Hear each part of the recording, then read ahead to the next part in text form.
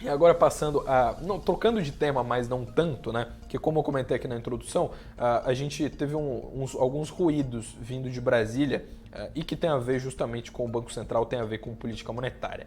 O que a notícia que a gente teve hoje, que é uma notícia de bastidores da imprensa, inclusive eu vou colocar aqui na tela para vocês darem uma olhada, eu tenho que dar os créditos, porque foi uma notícia do jornal Valor Econômico que apurou, pegou alguns e-mails, né, teve acesso a alguns e-mails de um diretor do Banco Central. As informações são de que um diretor, que é o Rodrigo Alves Teixeira, que é indicado, né, foi indicado pelo Lula no passado, ele estaria defendendo uma PEC, né, que dá mais autonomia para o Banco Central. Quem acompanha o noticiário com assiduidade desde o início do governo Lula sabe que teve ruídos muito grandes por conta desse tema da autonomia do Banco Central, né? Quando o governo recém assumiu, tinha muito ruído, né? Inclusive, tinham ruídos relevantes entre o Lula, né, e os ministros do Lula, a equipe do Lula e o próprio Roberto Campos Neto, que é presidente do Banco Central.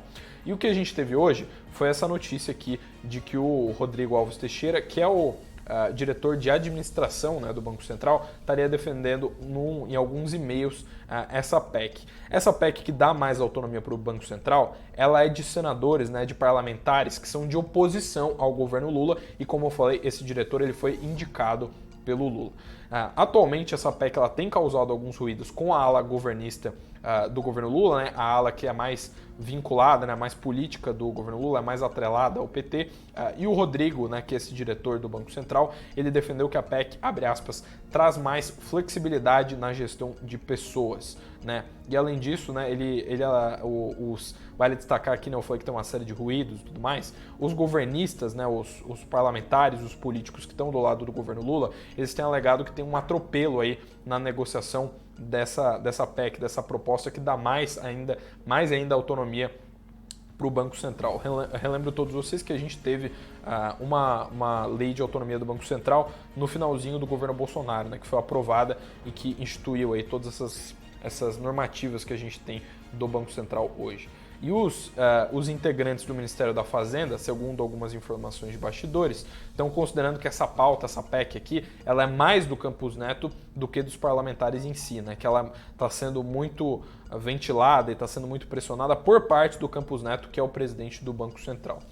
E como eu comentei com vocês aqui, né, é um texto que tem autoria de senadores de oposição ao governo, né, um texto que envolve parlamentares que estão contra o governo Lula. Para explicar certinho aqui, basicamente é uma proposta que tira mais ainda os poderes do executivo, né, do poder executivo, sobre o Banco Central. Ou seja, o governo que perdeu pressão sobre o Banco Central com a lei anterior vai perder mais pressão ainda se essa PEC for aprovada. Essa PEC, inclusive, ela troca o papel de fiscal do Banco Central do Poder Executivo, que fiscaliza o Banco Central por meio do CMN, do Conselho Monetário Nacional, troca esse papel e coloca ele na mão do Congresso, dos parlamentares, ou seja, de uma classe que está mais desvinculada do governo federal. Mesmo que o governo eventualmente tenha maioria no Congresso, né, você desvincula, né, do CMN, que é o órgão que está vinculado aí ao Poder Executivo.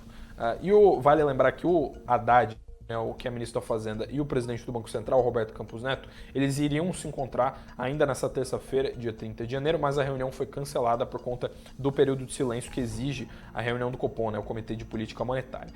E eu destaco aqui as palavras desse diretor do Banco Central, né, dos e-mails que o Valor Econômico teve acesso. Ele usou as seguintes palavras, né?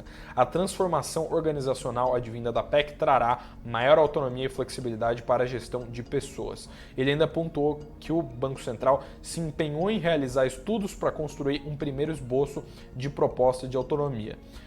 E ele, né, usou várias outras palavras aqui para falar sobre essa PEC, inclusive falou que uma das suas missões do Banco Central é avançar nas reivindicações remuneratórias e não remuneratórias com o Ministério da Gestão e Inovação e que as dificuldades atuais para conquistar a tão almejada valorização dos servidores e para obter recursos para investimentos mostram que a conquista da autonomia orçamentária, financeira e administrativa, objeto de pauta estrutural, é o caminho a ser trilhado. E eu relembro todos vocês do contexto disso aqui, que ele falou aqui sobre remuneração, uma série de reivindicações do Banco Central. Eu relembro todos vocês que o Banco Central tem feito paralisações recentemente, né? Já no ano passado eles fizeram algumas paralisações, e a gente viu a paralisação inclusive nessa semana. Por isso que o Boletim Fox que eu trago aqui para vocês na live, eu trouxe ele na terça-feira, porque ele era para sair na segunda, ele não saiu na segunda justamente por conta de paralisação dos servidores. Então vamos ver qual vai ser o andamento dessa PEC, se ela vai ou não gerar mais ruídos e o que a gente deve ter aí no futuro desse projeto que deve influenciar aí a autonomia do Banco Central. Peço para todos vocês, quem estiver por aqui, clica no like aqui embaixo e também clica no botão de se inscrever se você for novo por aqui no Suno Notícias. E eu também destaco que tem esse QR Code aqui no canto para você apontar a câmera do seu celular, ou um link que está aqui na descrição para você participar do nosso desafio da renda extra e você conseguir, nesse ano de 2024, que está começando, você conseguir ter uma renda extra e conseguir melhorar suas finanças.